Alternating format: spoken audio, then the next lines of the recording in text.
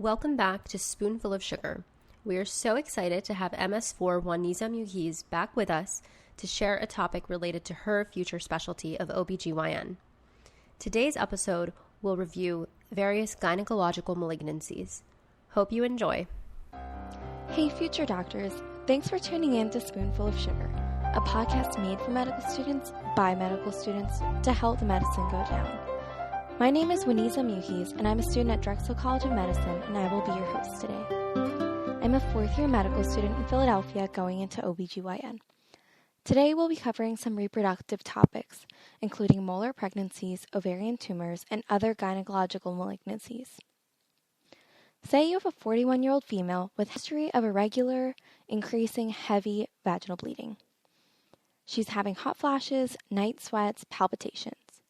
On bimanual exam, you see an enlarged uterus, so you do an ultrasound, which shows an enlarged uterus filled with a homogeneous mass composed of small cystic structures. On labs, the beta-HCG is elevated. What would this be? This is most likely a hydratoform mole. The pathophysiology of hydratoform moles are that they are non-viable abnormal gestations with hypertrophic and hydropic placental trophoblastic villi. Essentially, somebody's going to present with abnormal uterine bleeding with hydropic tissue. They'll have their uterine enlarged, abnormal for gestational age, and an abnormally highly elevated beta-HCG. They can also have theca-lutein ovarian cysts or bilateral ovarian masses that are caused from the ovarian hyperstimulation by the trophoblastic disease. They'll commonly have hyperemesis gravidarum, or they can also have preeclampsia with severe features. There are two main types of moles. There is a complete mole, which is usually an empty ovum fertilized by two sperm, so you have duplicated male chromosomes. There's also a partial mole, which is usually a normal ovum fertilized by two sperms, so you have three sets of chromosomes. A complete mole might be 46XX or XY. A partial mole might be 69XXX, 69XXY, or 69XYY. Some risk factors for a molar pregnancy are advanced maternal age, hydratoform moles, or a vitamin A deficiency. It's diagnosed by a snowstorm appearance on ultrasound and high serum beta-HCG. Treatment is dilation and curettage, serial beta-HCGs post-evaluation, and contraception for at least 6 months. Say you have a 29-year-old female who comes in with chest pain and dyspnea. 3 months ago, she had a normal spontaneous vaginal delivery. Her most recent bleeding episode was 5 days ago. On chest x-ray, you see bilateral infiltrates in various sizes. What might this be? So now you would be thinking about choriocarcinoma, and what would your test of choice be? So the test of choice for choriocarcinoma is your beta-HCG. A choriocarcinoma is a malignancy from placental trophoblastic tissue. Some risk factors would be advanced maternal age, prior complete hydratoform moles, or it can also occur after a normal pregnancy. It usually presents with amenorrhea, abnormal uterine bleeding, pelvic pain and pressure, or symptoms from the metastasis, most commonly in the lung. Your treatment would be chemotherapy. Say an 8-year-old girl is brought in due to early breast development, vaginal spotting. On physical exam, you palpate a large right adnexal mass. What would you be thinking about? So this girl might have a granulosa cell tumor. A granulosa cell tumor has the tumor markers of estradiol and inhibin and can present with precocious puberty in children. In adults, it presents with breast tenderness, abnormal uterine bleeding, or postmenopausal bleeding. On pathology, you would see Call-Exner bodies or cells in a rosette pattern. The management would be an endometrial biopsy, especially in adults, just to rule out endometrial cancer, and then surgery to stage the tumor. Now say you have a 56-year-old woman who comes in complaining of right-sided pelvic pain and bloating. What would you be thinking about? Her beta-HCG is negative. So for her, we would also be thinking about an ovarian tumor. Her pelvic ultrasound shows a 7 centimeter right ovarian mass with solid components, thick septations, and peritoneal fluid. What is the most likely cause of this tumor? So this is most likely an epithelial ovarian carcinoma. Acutely, it can present as shortness of breath, constipation, or obstipation. Obstipation is just a word for inability to pass gas, vomiting, and abdominal distension. Subacutely, it can present as a pelvic or abdominal pain, bloating, or early satiety. What would be your tumor marker that you'd be looking for? So you would look for a CA-125. Your management for the epithelial ovarian carcinoma would be an X-lab. So you would be going in, doing surgery, and you would remove any parts of the tumor that you can get, as well as pelvic and abdominal metastasis. Say you have a 22-year-old female who comes in with severe right lower quadrant pain. She's had abdominal pain for a while and is now having some nausea and vomiting. You do a pelvic ultrasound and you see a partially calcified ovarian mass with echogenic bands. You also see decreased Doppler flow to the right ovary. What would you be thinking about? So, for the ovarian mass, this is most likely a mature cystic teratoma. It's a benign ovarian germ cell tumor with endoderm, mesoderm, and ectoderm. Your tell that it's a teratoma is that it's calcified. No other ovarian masses are commonly calcified. Why does she have low Doppler flow to her ovaries? So she has low Doppler flow to her ovaries because the mature cystic teratoma has caused an ovarian torsion. So an ovarian torsion is basically when the ovary twists on itself or on the peritoneum and it loses all its blood flow. A common cause of ovarian torsion is a cystic teratoma, which is why, while they are benign tumors, you do want to remove them. So your management would be an ovarian cystectomy or an oophorectomy. Say you have a 35-year-old woman who comes in with pain with intercourse. She has new onset dyspareunia, and she has changes in her libido. She's been having voice deepening, some male pattern balding, and on exam you notice clitoromegaly, or the clitoris protruding from the clitoral hood. What could you be thinking about? So this could also be a different type of tumor. So on ultrasound, you see a 9 centimeter solid adnexal mass. So this tumor is a Sertoli Lytic tumor. It is a tumor that releases increased testosterone. Normally when we learn about these tumors, we learn about them in men. However, these are possible in women, and they would present with rapid onset virilization. So voice deepening, male pattern baldness, muscle mass, all the above. And your management would also be surgery with tumor staging. So very quickly, I just want to run through the different tumor markers for these ovarian tumors. The most common is epithelial tumors. So that was our one with the abdominal distension in a middle-aged female. Your tumor marker would be your CA-125. The next would be an endodermal sinus tumor. This is really aggressive. It's seen in young children as a friable mass. So this would be an elevated AFP. One of the earlier ones we talked about was choriocarcinoma. So your marker was a beta HCG.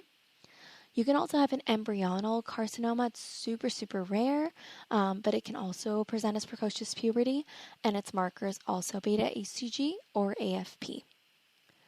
You also have a dysgerminoma, so that's seen in adolescence as sheets of uniform fried egg cells with an LDH marker.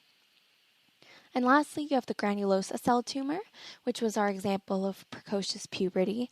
It's most commonly malignant. It also can be in women in their 50s, so it would cause abnormal uterine bleeding. And it shows Call-Exner bodies on histology with a tumor marker of inhibin. So say you have a 40-year-old woman who comes in with bleeding that started yesterday and is soaking through her pads. She has a smoking history, a history of obesity, and on pelvic exam you see dark red blood in the vaginal vault. You also see a 3 centimeter friable mass on the ectocervix that's extending laterally, and the lesion is actively bleeding. What would you be thinking about in this patient?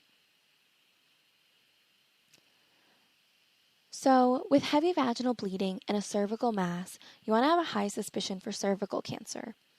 So, what are some risk factors that we look at for cervical cancer? So, a major risk factor for cervical cancer is tobacco use, which this patient had a 20-pack year smoking history. So, you do want to keep that in consideration. The other major risk factors is infection with high-risk HPV strains, such as 16 and 18. Similarly, early onset of sexual activity is a risk factor. However, regardless of the time that a patient becomes sexually active, you still only start doing pap smears at age 21, and we do not start HPV testing until age 30. Other risk factors are contraceptive use, immunosuppression. So immunosuppression is a risk factor, which is why we do pap smears more frequently in HIV-positive patients. Another risk factor is low socioeconomic status. So say you have a 55-year-old female who's postmenopausal. She comes in with abnormal uterine bleeding and no history of normal pap smear, normal cervix on exam, and small anteverted uterus and no adnexal masses. You do a pap smear and you see atypical glandular cells. What would be your next best step? So this woman with postmenopausal bleeding, her next best step would be an endometrial biopsy. Regardless of the atypical glandular cells and pap smear, whenever someone over age 45 has abnormal uterine bleeding, you want to do an endometrial biopsy. However, she also has atypical glandular cells on her pap smear, which is also a sign of endometrial adenocarcinoma. So you would still want to do an endometrial biopsy regardless on her. What could you look for in this patient's history that would be a major risk factor for endometrial carcinoma? So a major risk factor for endometrial carcinoma could be PCOS, because patients with PCOS have anovulatory cycles. Other risk factors are hormone replacement therapy or granulosa cell tumors, especially due to the unopposed excess estrogen. Would endometriosis be a risk factor for endometrial cancer? No, it is not. So endometriosis is not due to unopposed estrogen. Endometriosis is just endometrial implants other places than the endometrium, or within the uterus. Therefore, endometrial cancer isn't a risk factor because it's not unopposed excess estrogen.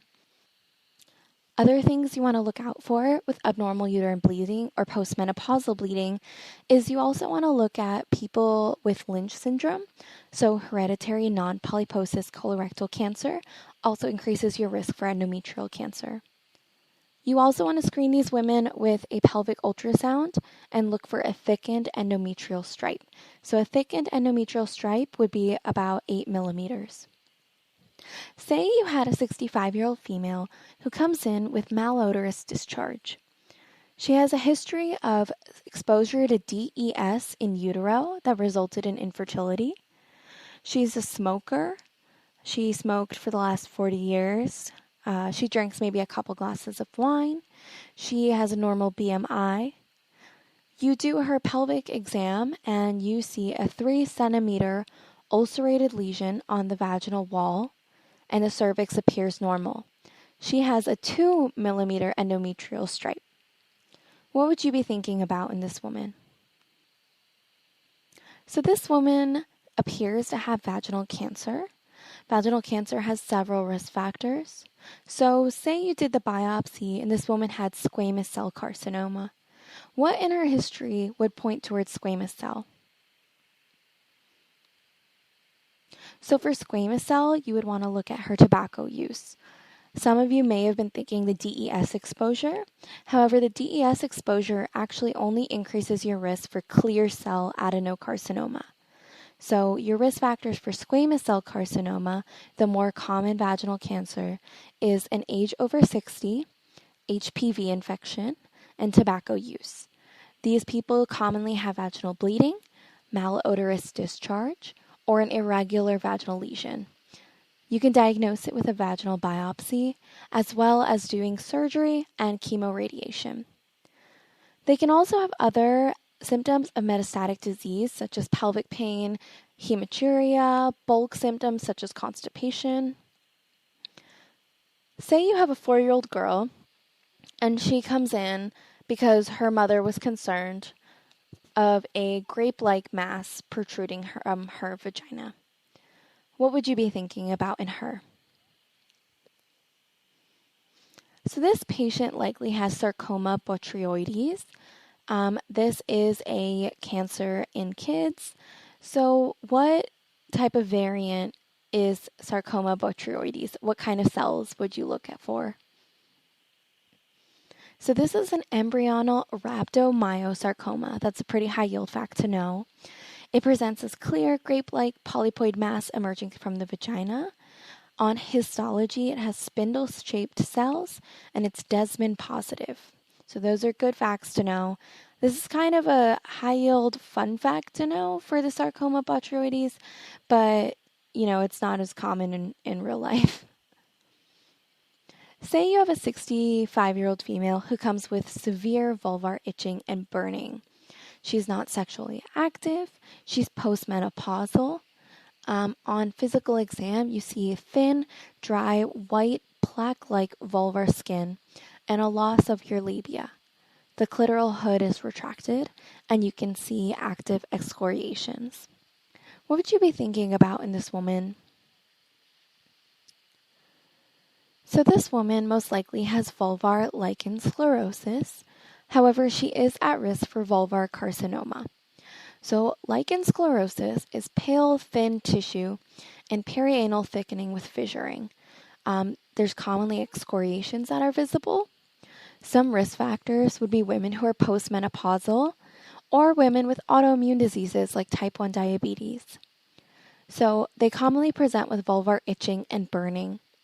However, it is important to do a vulvar punch biopsy to rule out vulvar cancer, because you don't want to treat somebody with steroids and then find out that they actually had an underlying cancer. So, especially in postmenopausal women, you do want to get that biopsy. Say you have a 45-year-old female who comes in for orange-colored fluid from her right nipple that she noticed on a breast exam last week. She does have a history of schizophrenia on risperidone. She takes Tylenol for some headaches. She has no masses, no lymphadenopathy, just unilateral orange breast discharge. What would you be thinking about? So this woman most likely has an intraductal papilloma. It's a benign papillary tumor from the breast duct lining. However, what would be important to do in her workup? So it would still be really important to get a mammogram and an ultrasound. You could also do a biopsy and excision, just because while she does have unilateral bloody nipple discharge, and intraductal papillomas are benign papillary tumors, you do still want to rule out any breast cancer. So an intraductal papilloma is just the tumor from the breast duct lining. It's benign. It can have brown, red, pink discharge from a single duct. It can be serosanguinous. What should have been on your radar with her history of schizophrenia? So anyone with a history of schizophrenia, you do want to rule out elevated prolactin. This can lead to galactorrhea or milk discharge from the nipples. However, this is unilateral, and it doesn't have that milky consistency that you would be worrying about a prolactinoma. So you do want to do imaging studies, followed up by a biopsy and an excision. So say you have a 35-year-old female. She's coming in with a fixed mass that she palpated under her upper outer quadrant of her breast. She has a history of a car accident 6 months ago. She gets a mammogram that shows a 3x3 spiculated mass with calcifications, and the core biopsy shows fat globules. What would you tell her? So she most likely has fat necrosis from trauma, so she would just need some reassurance and routine follow-up. Signs of fat necrosis is after trauma or if she had breast surgery. It's a firm, irregular mass with ecchymosis, skin or nipple retraction, and you just want to follow up. It's completely benign. Say you had a 25-year-old female came in the office and she also had a painful breast lump. She has a mobile mass on her left breast, and a ultrasound shows a well-circumscribed anechoic structure with no Doppler enhancement, no solid components. You do a needle aspiration and there's clear fluid. What would you be thinking about in this patient? So she most likely just has a benign breast cyst. Breast cysts, you do want to manage simple breast cysts. You can do an FNA or fine needle aspiration. Most of the time, if they have clear fluid, you just do some routine management. However, if the fluid does reaccumulate, you do want to do a biopsy. But in the most cases, people have benign breast cysts all the time. Another version of this is people also have fibrocystic change. So they'll have multiple diffuse cystic masses that are especially tender during their premenstrual cycle. So you want to kind of watch out for those, but these are also completely benign. Say you had a similar woman who came in and she had a solid mass. She's 24 years old. She palpated it on self-exam and it's tender. They do the ultrasound and it's solid. What would this most likely be? So this is most likely a fibroadenoma. It's a solitary, firm, well-circumscribed mobile mass. It can be tender as well around your menstrual cycle. You most likely wouldn't find any lymphadenopathy. If they're under 30 years old, how would you work this up? So the best way to work this up if they're less than 30 would just be with an ultrasound. Women's breasts are very dense under the age of 30, making mammogram not very ideal. So you would just follow this up with ultrasounds and make sure it's not growing. Say you have a 35-year-old mom who comes in with left breast swelling and pain. She did recently stop breastfeeding. She's had worsening symptoms. On exam, her left breast is warm, erythematous, and there's some thickening, skin dimpling. What would you be concerned about? So for her, you'd be concerned about inflammatory breast carcinoma. Another word of this is peau d'orange. Sorry, French is definitely not my language. You look for edema, erythema, and large lymph nodes. Sometimes if a mom has recently been breastfeeding, you would treat this as mastitis, and if it doesn't resolve with antibiotics, then you would go ahead and do a workup for breast cancer. So the first line antibiotic for if this was mastitis would be nafacillin or oxacillin, so you would treat it with a penicillin. However, if it doesn't resolve, you do want to work them up with a mammogram and work them up for inflammatory breast carcinoma. Say you have a 45-year-old female recently diagnosed with breast cancer. She had a mobile mass on her upper outer quadrant with some lymph nodes, and she was found on genetic testing to be HER2 positive. What medication would be good for her? So the targeted therapy for HER2 positive breast cancer is trastuzumab. And what study do patients need before they're started on trastuzumab? So before starting patients on trastuzumab, you do want to do a baseline echocardiogram. An echo will kind of give you a baseline because trastuzumab can cause a decrease in your ejection fraction and heart failure. So they do want to follow up on cardiotoxicity side effects. So last case, you have a 14-year-old male and he comes in with a small lump that he felt under his right nipple. He does have a family history of breast cancer. You find a tender, glandular, subareolar breast tissue mass. He's Tanner stage 3. He has normal testicles. What would you think this might be? So, while breast cancer is very possible in males, this is most likely pubertal gynecomastia. So, due to the imbalance of estrogen and androgens during mid-puberty, Tanner stages 3 to 4, it's very normal to have small, firm, unilateral or bilateral subareolar masses. You want to watch out and make sure they have no nipple discharge, no lymphadenopathy, no systemic illness. However, if you do find a male with a strong family history of breast cancer, say BRCA, positive gene mutations in their family, and they're usually a little bit older, maybe in their 20s or 30s, then you might want to consider working them up for breast cancer. So if you had the same presentation in a 45-year-old male, what would be your next best step? So your next best step in this case would be to do a mammogram, similar workup just as you would do for females. Most commonly, men who do get breast cancer are patients with a family history of BRCA-positive mutations. So thanks for listening. I hope that this was helpful. Stay tuned for some more OB/GYN and reproductive topics soon. And please leave a comment if there's any topic you specifically do want to hear about, OB/GYN or any other subject. If you like this podcast, please subscribe. Any questions, comments, or concerns, you can visit the website of spoonfulofsugar.org. Take care and happy studying.